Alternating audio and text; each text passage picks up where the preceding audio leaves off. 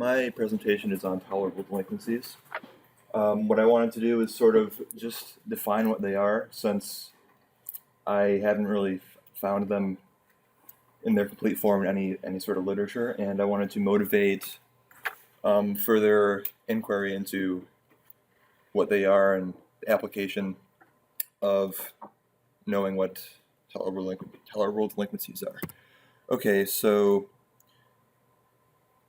yeah, that's what I said. I just want to figure out what they are and uncover the importance.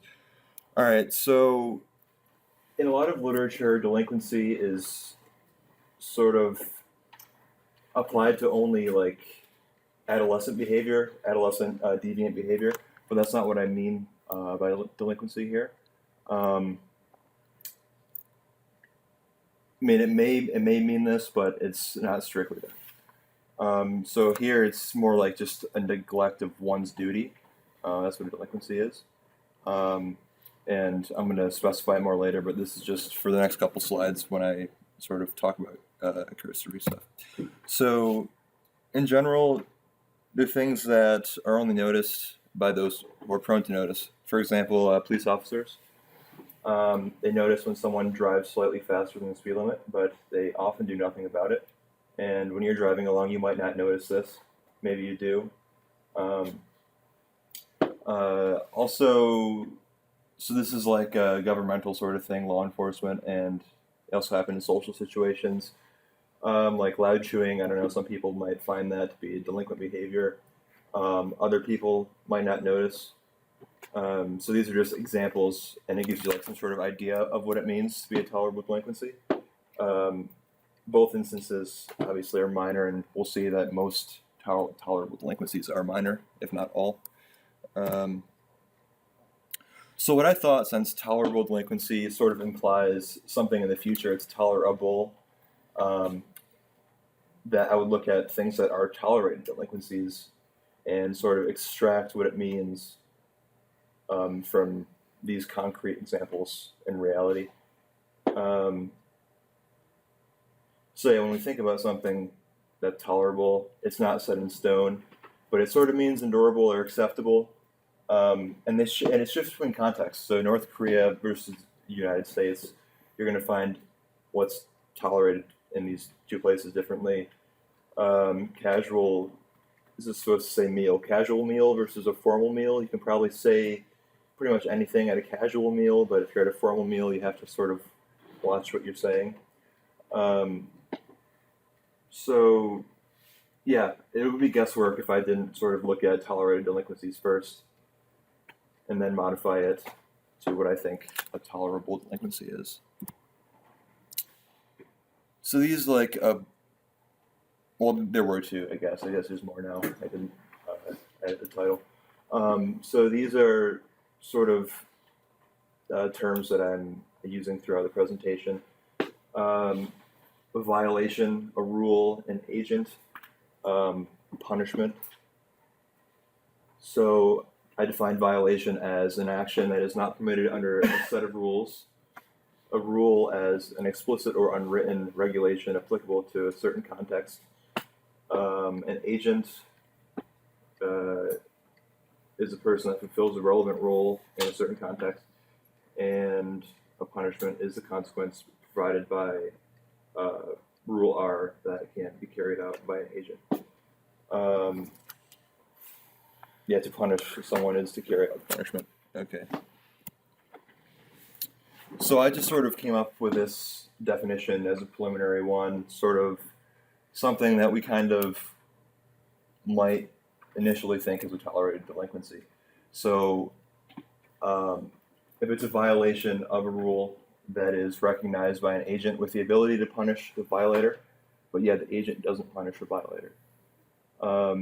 So this comes from just what it means for something to be tolerated. There has to be a person that does the tolerating. There has to be a person that's being tolerated. There could be more, but just for simplicity's sake. There needs to be a violation, and for a violation there needs to be a rule. Yeah, these are just the basics of it. All right, so the first concrete example is penumbral crimes, which are characterized by high noncompliance, low stigma, low level of sanction. So something like driving 5 miles an hour over the speed limit or jaywalking, you usually can get away with it. Sometimes you can't. But what this example shows is that there's like a decision to be made. If a police officer sees you driving 5 miles an hour over the speed limit, he can pull you over, or he chooses not to pull you over. So I don't think that is in this first definition that I provided. I have this section here. Something is recognized by an agent with the ability to punish the violator, but yet doesn't. I think it's a little vague. Ability can mean one of two things, or maybe more, but these two different things. The actual ability to pull somebody over, or have the power to execute duties. So a police officer has the ability to punish every criminal, but some criminals get away with things. So I decided to modify it a little bit, the definition that I provided, to add a choice. So something is chosen if it is a result of a deliberate selection by an agent whose selection comes to fruition. Let's see.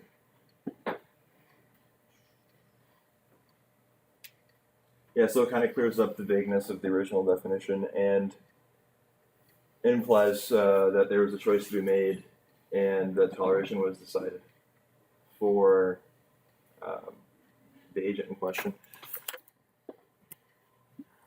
So using that definition, I'm going to consider some more concrete examples. Originally, I was going to use these to modify the definition further, but I actually think that this is like a good definition of a tolerated delinquency. So I'm just going to go through tolerated law delinquencies, I call them, which are just written rules. Tolerated hidden law delinquencies, unwritten rules. I think written and unwritten, obviously the only categories. Yeah, so I'm going to go through the concrete examples to try to motivate that this is the correct definition to use. So yeah, I think this is the same definition. So penumbral crimes I mentioned earlier that are not enforced, because of course sometimes they are enforced. You have the rule, which is the law, the agent's law enforcement, and the criminal, and the choice, enforce the law versus don't. So I think that fits the definition. Unenforced contract violations, same thing. So there's this defense that you can use in a court of law called de minimis or minimis. I'm not sure how you pronounce it, but it's Latin for minimal. It's generally when the consequences are just too small and it's for some reason they just want to ignore it. So in a piece of literature that I was reading gives these three reasons why something might get this defense. So an action does not create evils or harms legislators can reasonably be assumed to have prohibited in that particular law. The case is just too trifling to warrant the use of court's resources, or when a judge doesn't want to view the defendant's actions as warranting criminal condemnation. So even though these are different, they all kind of are the same in the sense that the law was broken, but we'll tolerate it. So I think that also fits the definition that I gave. There's also religious delinquencies, I think. I'm not too familiar, but I assume in some contexts, if you don't follow certain doctrines, there's some sort of punishment. So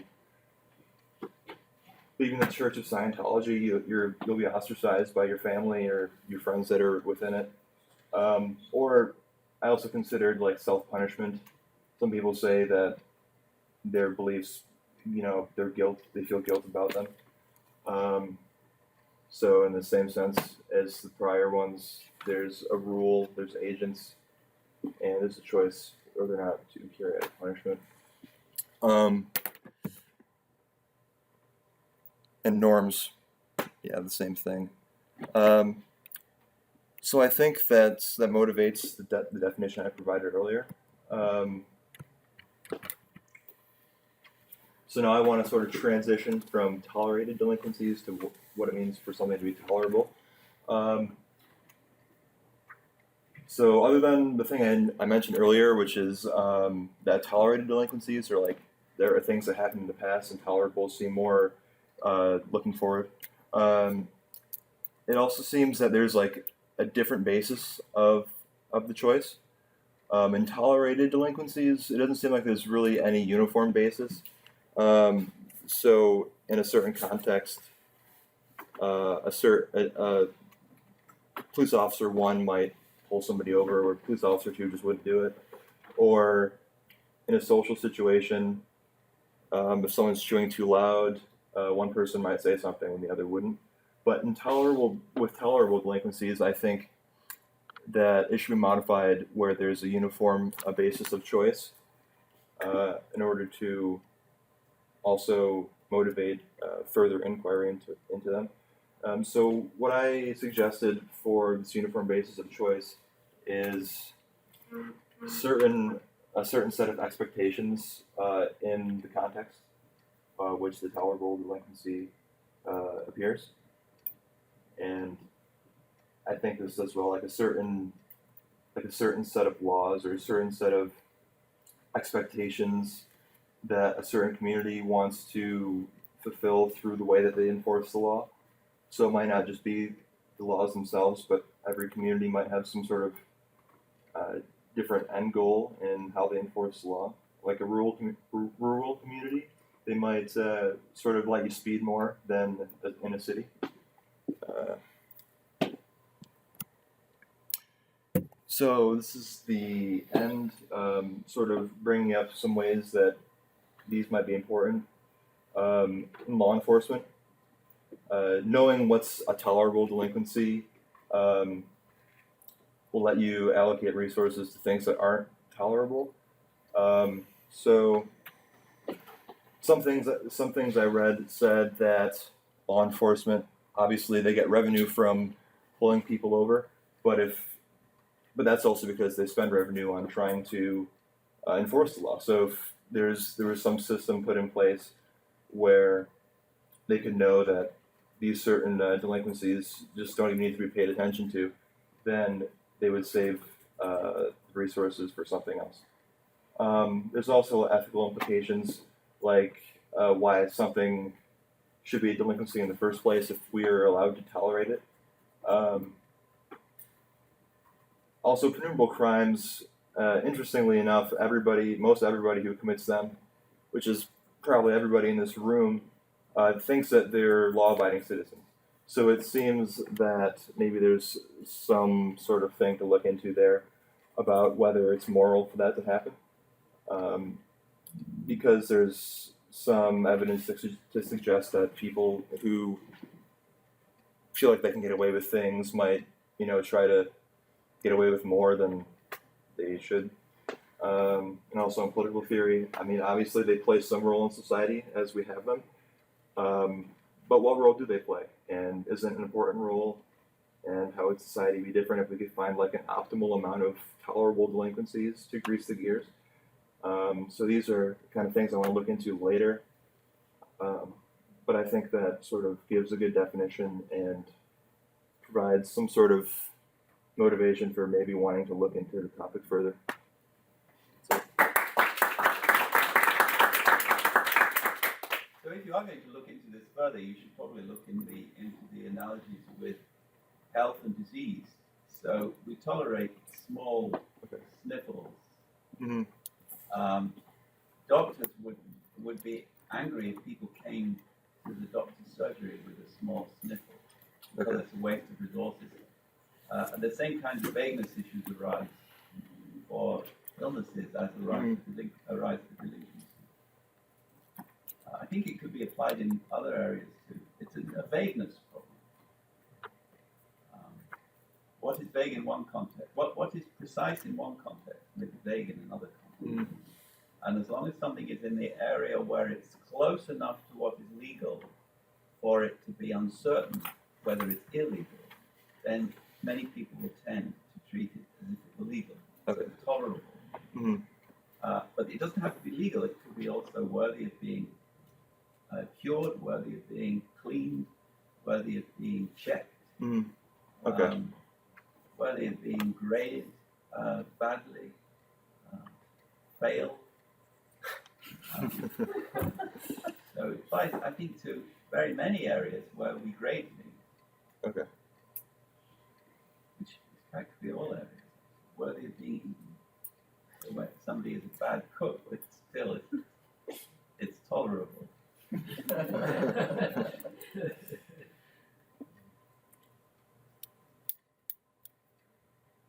So this is a very interesting subject, and I haven't seen a talk on this recently. But I was reminded of a couple things while you were talking. Okay. Of Martin Luther King getting pulled over for speeding because he went 2 miles over the speed limit when he was in the South. Okay. And it occurred to me, like, a lot of bullying is probably sanctioned by the phenomena that you're talking about, where we discriminately end up applying lower thresholds to people that we want to sanction due to discrimination. And so in the literature on bullying and also on the literature on racism, there is probably a great deal to be pulled from.